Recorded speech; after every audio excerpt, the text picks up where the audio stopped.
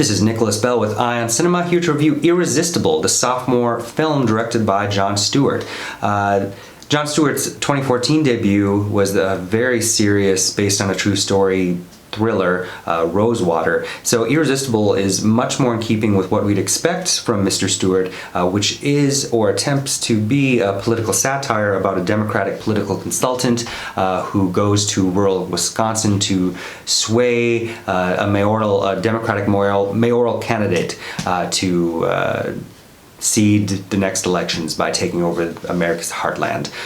It opens in 2016 with Steve Carrell playing Gary Zimmer, as I said, a Democratic political consultant who had been working on the unfortunate Clinton campaign. It's his he's trying to regroup and discover what they can do for the next upcoming election.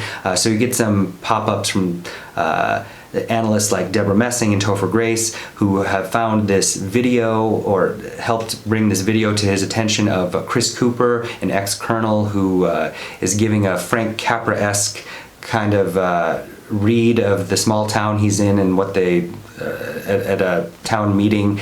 He decides that this person doesn't know he's a Democrat, but he's going to be the Democratic mayor of Deer Lock in Wisconsin. So he goes there, and he is, as Chris Cooper's campaign gets attention, Rose Byrne, who's the nemesis for the RNC, who has kind of a love-hate relationship with Steve Carell, shows up, and there's kind of a face-off, and then a large twist to what is actually going on in Deer Lock. There's a lot of missed opportunities. It's very on the nose. It's almost as if Mr. Stewart was afraid that his point was going to be lost. So the comedy, the satire is very broad. And although if you enjoy Fox News heads getting made fun of, you'll probably get a few laughs, it again feels way too broad and on the nose. That said, Rose Byrne fares much better than Steve Carell working in this comedy, but it also depends on expletives and sexual innuendo, where if you were to remove them, the film would be a lot simpler seeming than it really is. Compared to something like Jonathan Levine's A Long Shot, this ultimately seems to be rather toothless.